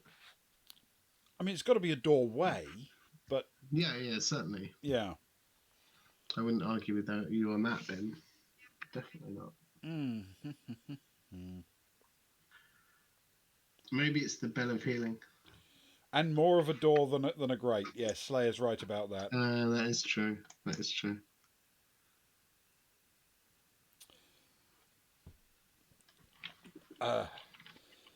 I'm tempted to take ridiculous risks in case something good happens and it restores stuff. Yeah.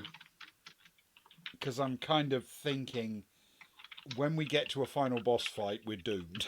So we need something to perk us up before then.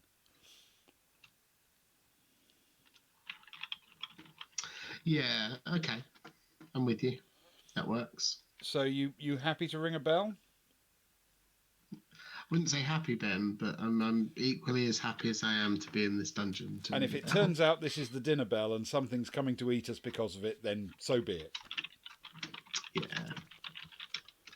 Okie dokie.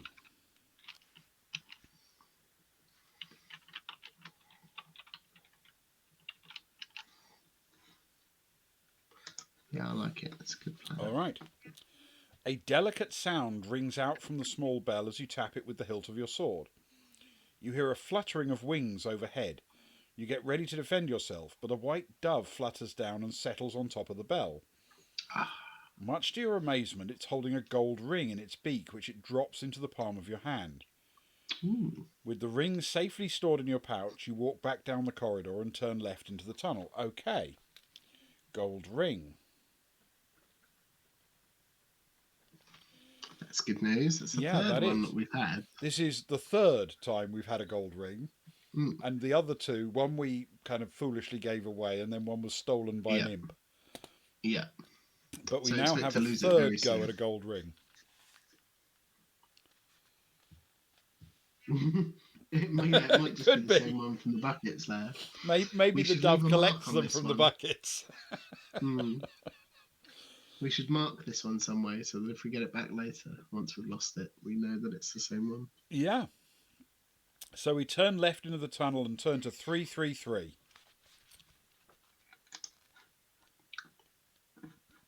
Very good.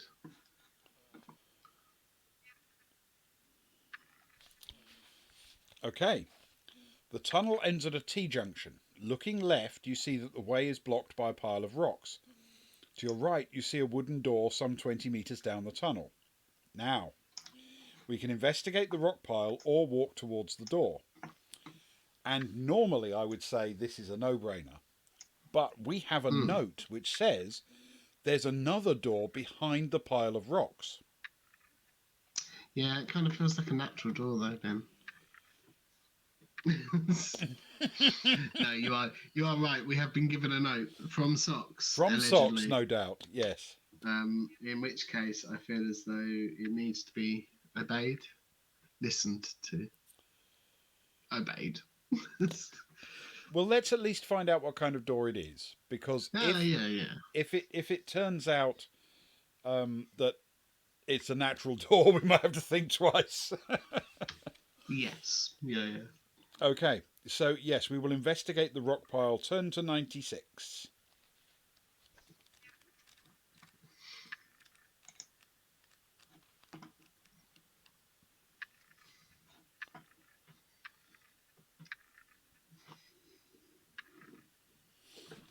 You pull a few rocks away from the pile and see that there is a doorway behind. If you wish to spend time clearing away the rocks so you can open the iron door, turn to 215. If you'd rather walk to the door on the other side of the T-junction, turn to 375. We are torn between doors here, obviously, but this is Yes. Socks's door, as we know. I feel as though it needs a label. Socks's door. But yes, I agree. You happy to go with it? So we'll keep clearing the rocks? I certainly am. Okay, we'll clear the iron door, turn to 215.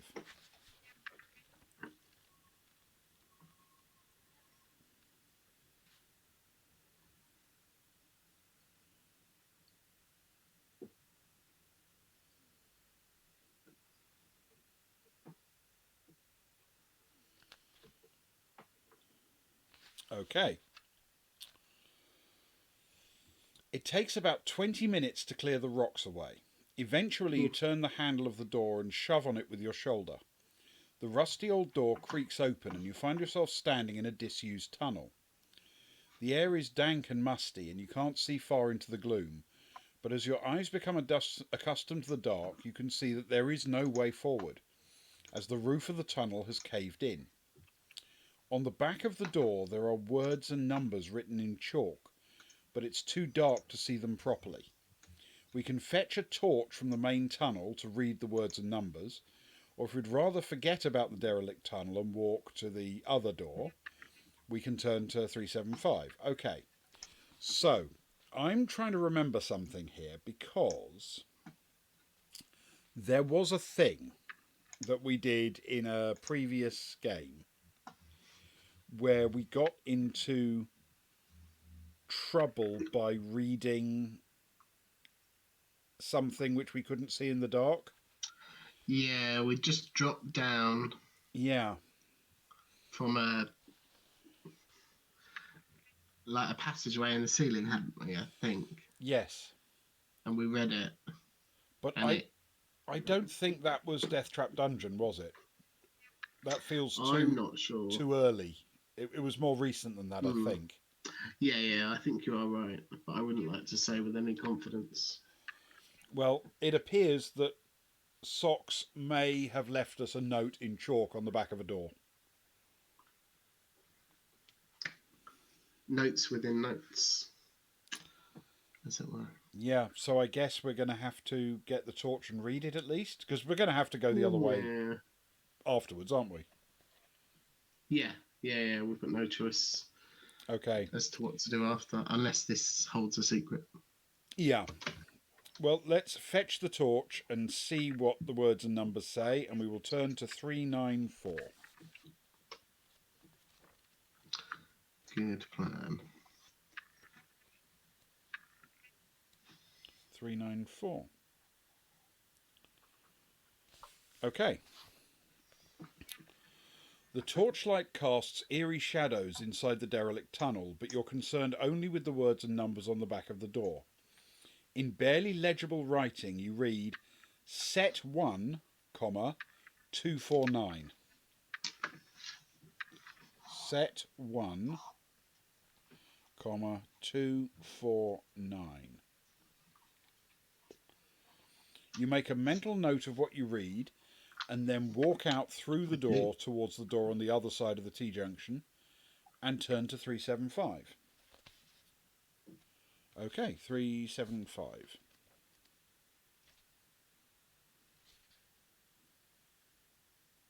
Okie dokie.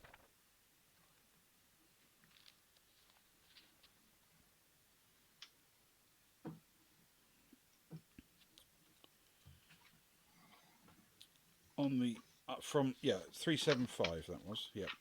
From the other side of the door you hear the agonized cry of a man in pain.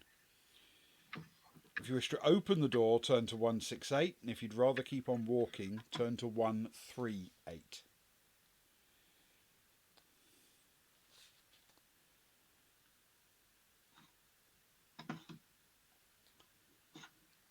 Where are we going to keep on walking to? That's my obvious question.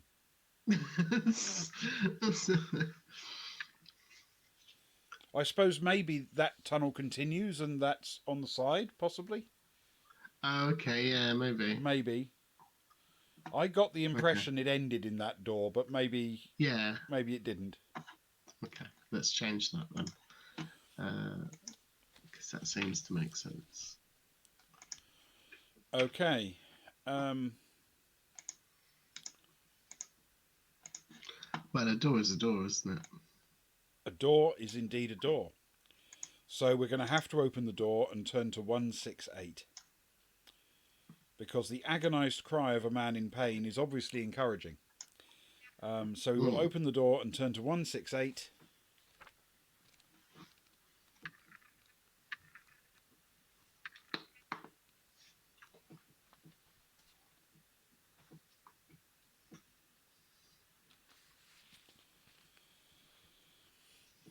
Okay. The door opens into a large room with a massive stone face carved into the back wall. Stone steps rise up to its huge open mouth, and at the top of these steps you see one of the other contestants writhing in agony. A large purple tongue like a giant snake is wrapped around the elven prince, who is desperately stabbing at it with his dagger. We can help him or continue along the tunnel. So presumably helping him means we... Right, so in essence it's a huge stone face with an open mouth, and the tongue is like a giant snake and it's attacked him. So do we help him or do we continue along the passageway?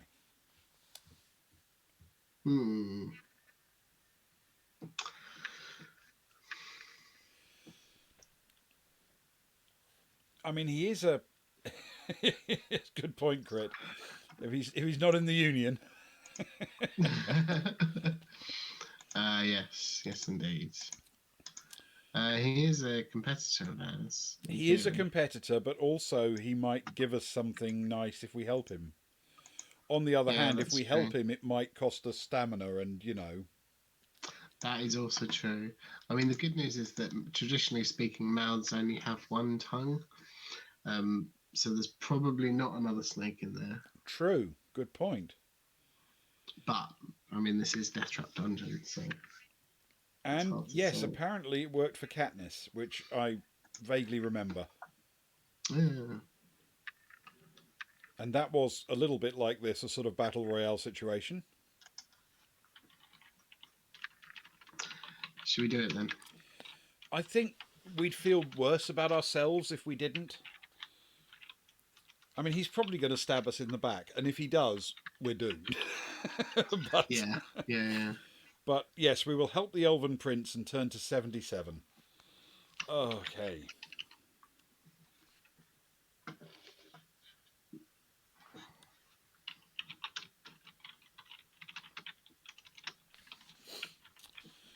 You run up the stone steps and start to hack at the huge tongue with your sword.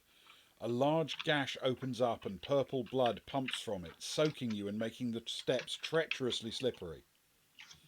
As the tongue thrashes about, the elf screams louder in agony.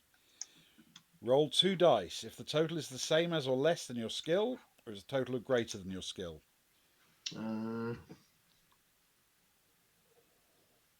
Is it Whose turn is it, Ben? I'm going to roll to find out because I can't remember. Okay. No, me neither. You know, in all the excitement, I've forgotten. It's your turn. It was a 1. Okie dokie. 2 dice less than. Oh, my skill is not good. My skill is 6. Same with mine, so that part doesn't make any difference. We're only determining whose fault it is. Well, yes, that's true. Oh, it's a 9. It's a I don't know 9. if that's Okay. good or bad. The total is greater than skill. Turn to 132.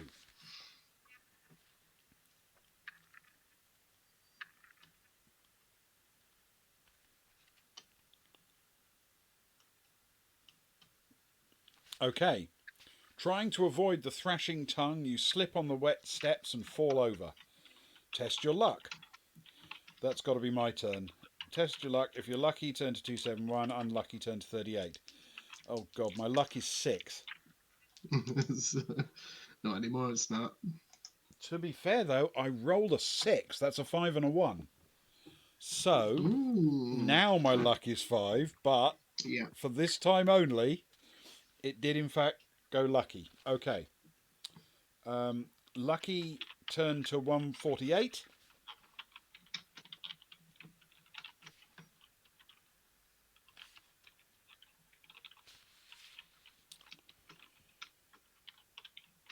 Oh, God, hang on a second. Something went wrong there.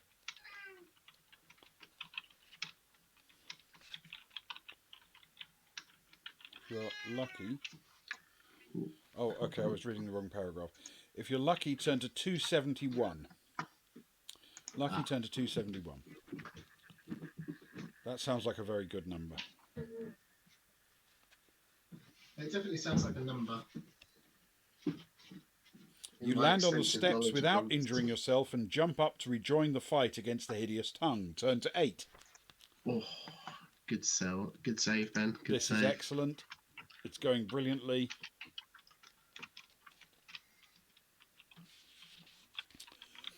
As you lunge again, the elf falls silent, the life squeezed out of his body. The tongue releases him and retracts down the cavernous throat. You drag the elf out of the mouth, although there's nothing you can do for him now. You're beginning to wonder what to do next, when suddenly the elf's eyes open. With his dying breath, he whispers, "Thank you for trying to save me. You didn't have to do it, because we both know that only one person can walk out of here alive. It won't be me now. Take what I have and walk into the mouth. If you can overcome that dreadful thing that surprised me, I think it's the right way to go."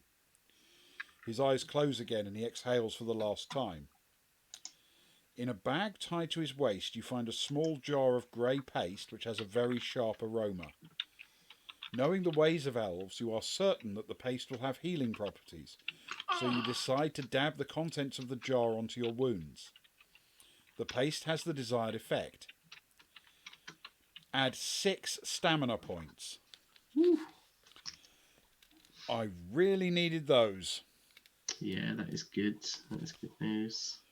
You also find in the bag a small bottle of blue dye. Okay.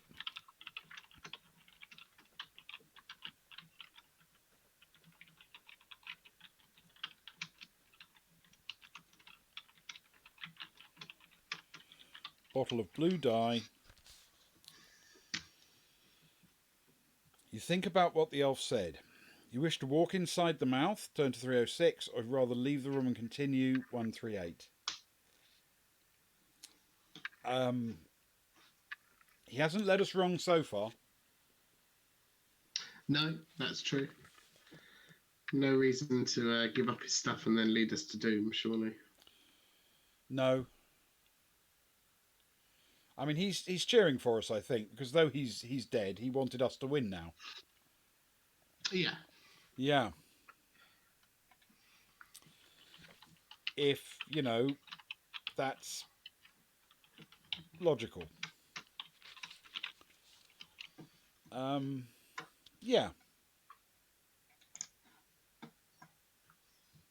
Okay.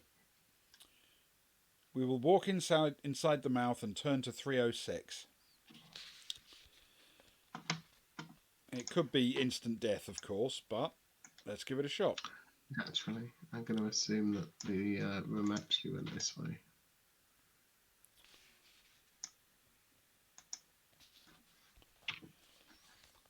Yes, Sparrow. We found the pile of rock, and there was a door behind it, as suggested in the note. And we then learnt a thing from the back of the door, which was set 1249. Yeah, that's the one. As soon as you step inside the mouth, the hideous tongue coils out to ensnare you. But you are ready for it with your sword. We are indeed. So the tongue has skill 5, stamina 6. Even with my terrible stats, I actually outperform both of those. That is good. Okay, and I've rolled a 7. Ooh, mine is an 11 for 17 total. Okay, and it has rolled a 4. So it's now down to stamina 2. Ooh. Okay, that's good. I have, however, rolled a mere 5. Oh, Total of 11. Mine's a 3 for a total of 9. Please, fun. But it's done a 3 as well. Ooh. Which means... Okay. It's total out at 9. What was your total? Sorry, mine was 9. Okay. So it hasn't hurt you, and I've hurt it. So it's done. That's brilliant. 85. That is good news. You turn to 85. A lot of things with not a lot of skill and not a lot of health. This is going well. Okay. You climb over the bleeding tongue and see that steps descend a long way down. You can just make out the faint voice of a girl singing. If we want to go down the steps to investigate, turn to 364. And if we'd rather walk back out to the tunnel, turn to 138. Well. I mean, it definitely doesn't sound eerie whatsoever. No, I mean, a girl singing is always a good thing. In a dungeon. In a dungeon. Filled with hideous monsters and traps and lethal things. The sweet voice of a girl singing is in no way a threat or a danger.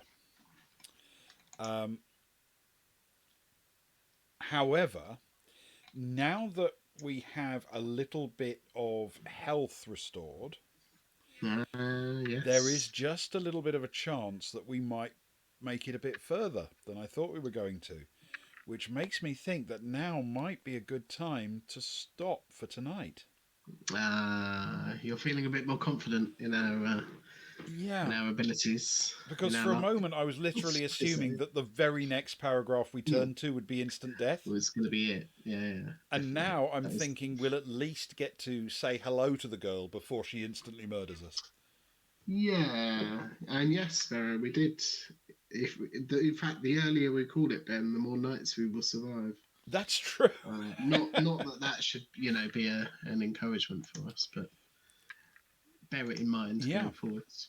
So our first 2 attempts at this book, we didn't make it into the actual Trial of Champions. We were killed in the preamble. Yeah.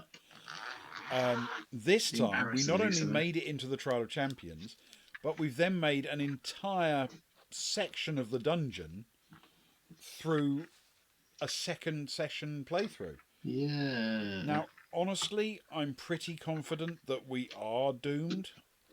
but at some point. but still, I feel there is a decent chance that we might get another, I don't know, half an hour stream out of it. Yeah, definitely. And it Most is wending definitely. on towards an evening. So, Hmm. so with that thought, after a couple of hours of gameplay, I think it is time for us to call it a night. Thank you so Yeah, much for thank you. everyone who came along and joined in, or caught up on VOD for that matter. Yes, indeed. Yeah, it's been great to have everyone here, and thank you, Ben, as well. Much And fun thank as you, always. Ewan. It's been a lot of fun, and actually, after the way we initially thought about this one, I think it's turned out to be quite an interesting and fun book. Yeah, Just yeah, definitely. it Once you turns get out into it. it's only fun on the third playthrough. So yeah. Once you eventually make it a little way in. Yes. So thank you very much, all, and we will next be streaming, I think, on Friday, which should be a traveller night. Yes, that is the plan. That is Okay. indeed, I believe, next Friday. Yeah, excellent. So have a good week, everybody, and we will catch you the next time we catch you. Thank you so much, everybody who came along and everybody who caught up on VOD. And until next time, good night. Good night.